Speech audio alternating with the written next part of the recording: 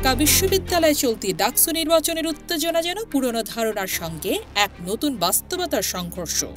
অনেকেই দাবি করছেন ছাত্র শিবির নারীর ভোটে পিছিয়ে থাকবে। তাদের চোখে যতই ছেলেদের ভোট সংগ্রহ করা হোক, নারীর ভোটে শূন্য এমনই দৃশ্য।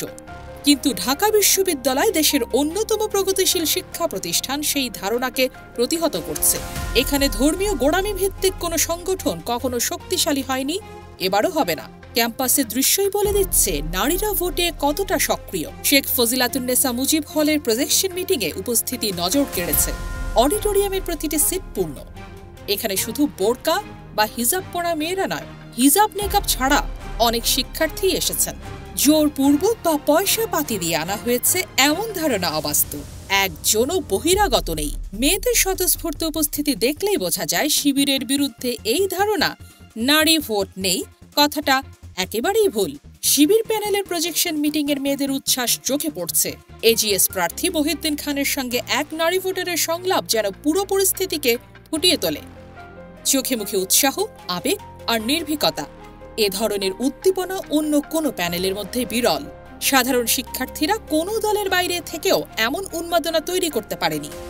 ছাত্রদল বা বামপন্থীদের রাজনীতি একটাই, শিবিরের নামে দুর্নাম রটিয়ে নিজেদের দল ভারী করা।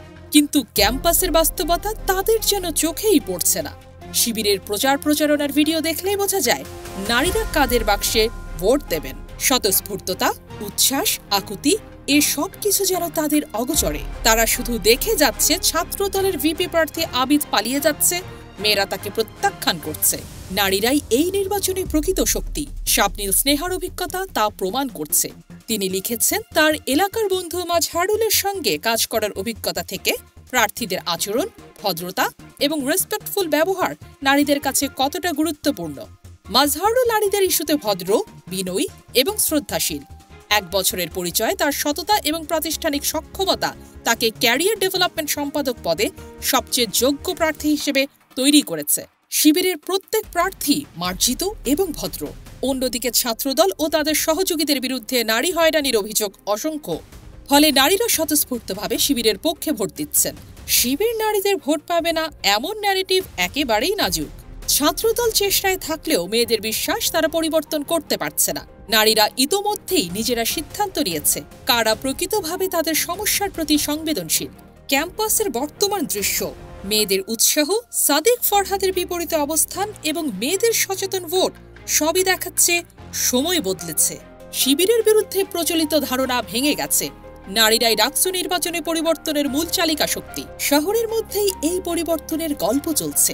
ক্যাম্পাসে চোখ রাখা প্রত্যেকেই বুঝতে পারছে ভোট বাক্সে আসল পরিবর্তন আসছে নারীর হাত ধরেই।